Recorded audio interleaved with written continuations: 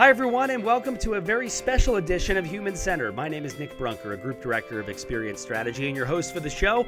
Thanks for tuning us in. Over the next handful of days, we're going to be visiting with our good friends down in Austin, Texas. South by Southwest 2022 is happening, and we have our chief correspondent, who also happens to be our Chief Experience Officer for VMLY&R EMEA, Karen Boswell, along with a few special guests throughout the next handful of days. Kind of setting the scene real quick. We're going to talk a lot about what's happening down there, from daily activities, key takeaways, great questions to ask, things that Karen and company are down there seeing that might be interesting in the human-centered world that we continue to talk about each and every episode of our podcast. So over the next handful of days, beginning today, which as we're recording this on Friday, March the 11th, it's going to be a very busy weekend, and we're very excited and thankful to have Karen with us.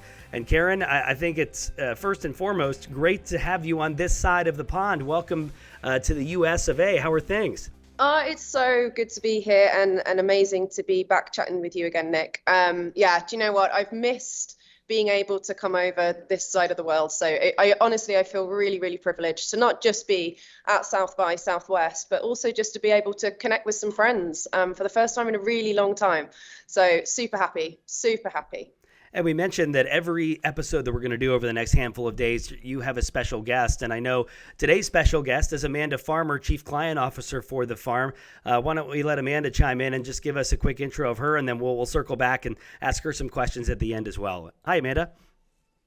Hi, Nick. Thanks for having me today. Very excited to be at South by Southwest with Karen. It's my first time, so I'm just loving soaking up every second of it. So yeah, thanks for having me, guys. Of course. Karen, I guess we can start with you. And before we dive into the key takeaways from today, what's the vibe? And I guess this is a question that both of you guys can both answer.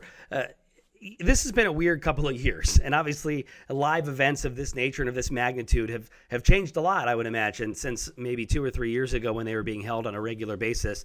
Tell me how the vibe has been so far. It's interesting. It's quieter than in previous years. And I think there's like a really interesting electric in the air that you can kind of feel around you. It's like people are really excited to be around people again. There's a lot of talk on the track and off the track that it is just about that. Like, it's about people first. And I think the biggest difference that I'm sensing versus yesteryears is it's really about people as the driving force for change. And so the shift that I've sensed and the shift that people are talking about is, we're not sort of talking about the tech or the platform or the data. We're talking about the people using it and the reasons why we need to be better at empowering those people. So it feels just so relevant to be having this conversation as well. And just that value, human value, before valuing business value. I'd say that was probably the best summary I could give. And Amanda, this is your first time attending the conference period, so I'd love to get your initial gut reactions of not only the vibe, but also just the atmosphere in Austin, because it's a wild time no matter what you're coming to South by Southwest for. It's always wild, huh? Yeah, definitely. I mean, as Karen said, to be back, or to be here when everyone's coming back for the first time after a very long time, feels really special. And you can kind of feel that in the air. Everyone is talking about the fact we're in a room, we're together, like for the first time. It's not bad. Incredible. And that's really special. And I think as Karen said, like, for me, it's wonderful to hear so many different conversations and perspectives that are really all about humans and people. We can spend a lot of time talking about technology and products and services and the outcomes that we are looking to create, but actually it all starts with like, well, who are we doing that for and for what purpose? And so it's wonderful to hear that kind of starting point across the days. And then I think, for me, the thing that I'm finding as a newbie is the fact that there are so many good things on at the same time, Nick. Like, I need a cloning machine more than ever, so I can be like 5 of me running around and soaking in as much awesomeness as possible. So Karen, I'll shift it back to you and give us a chance to hear from you and your opinions on things, the key takeaways from today. Because as I think Amanda just mentioned, there's a lot going on. If you could kind of boil it all up to your key takeaways from day one, what would they be?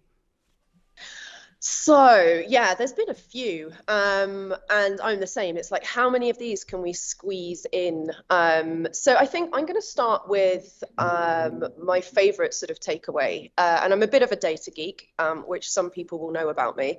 But there was a really, really interesting talk actually, and it sort of looked at the current data economy.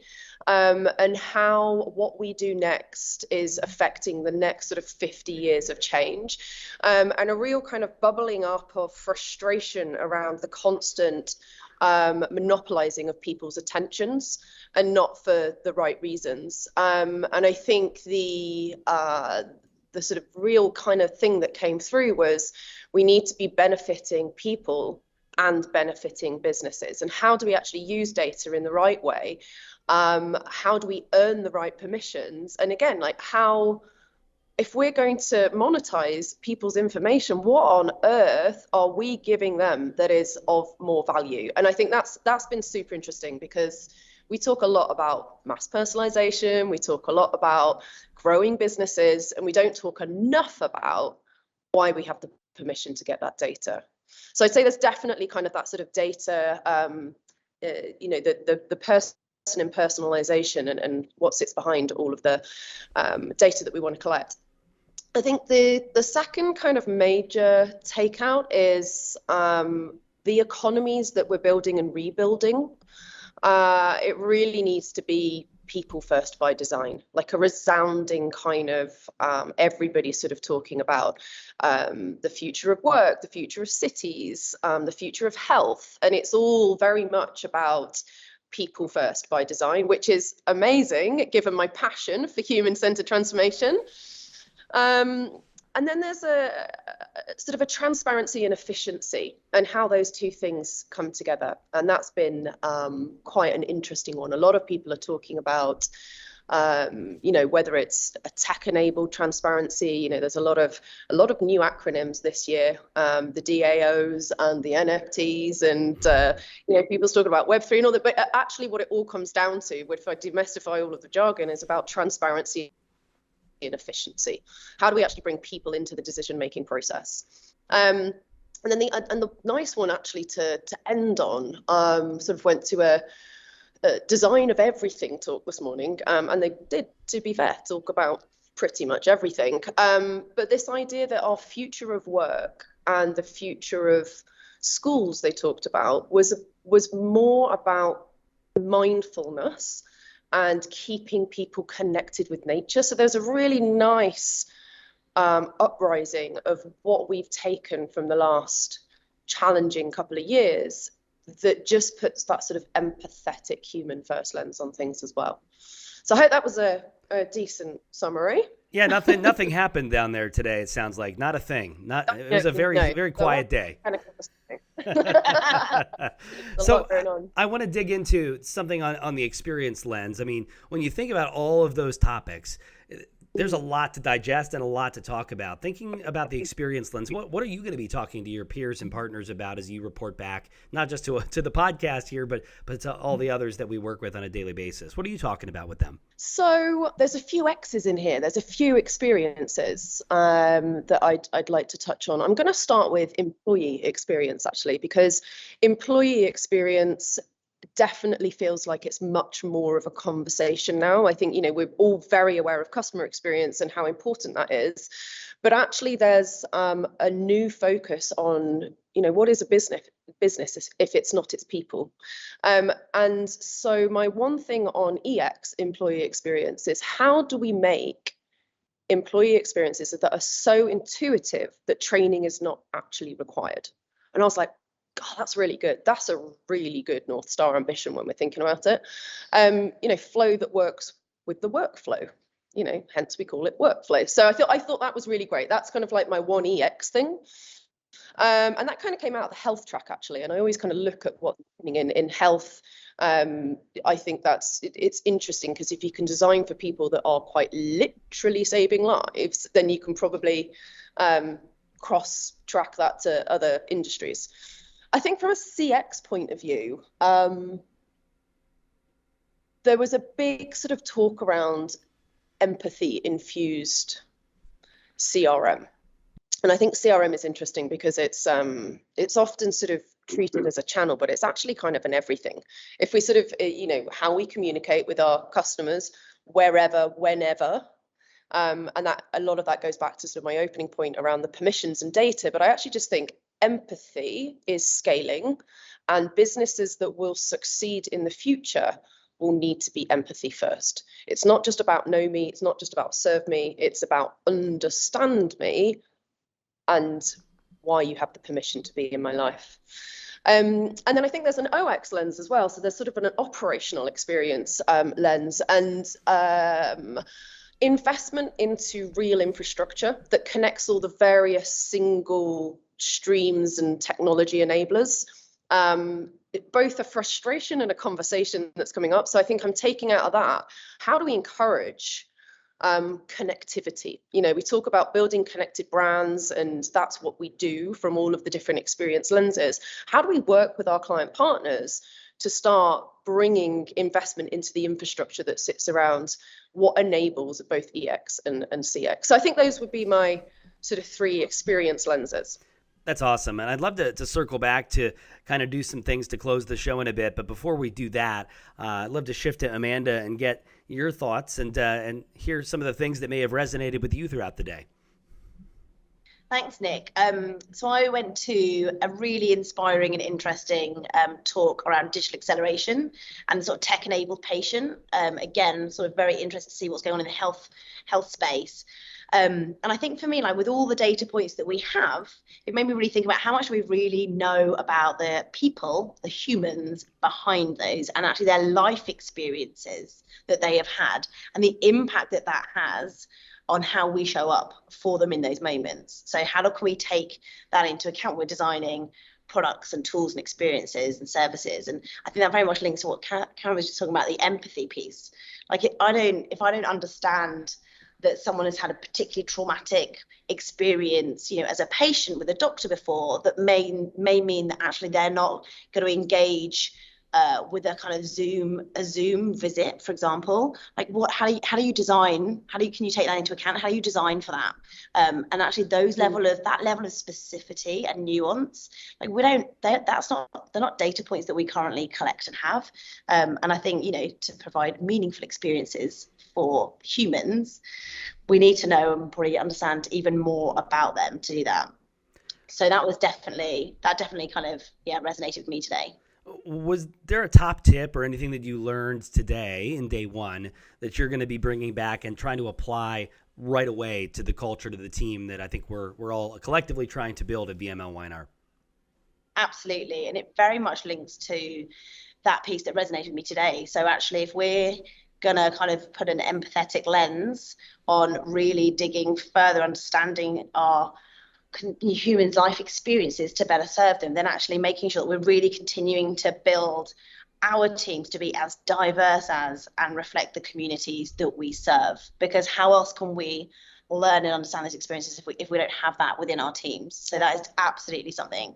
I love that.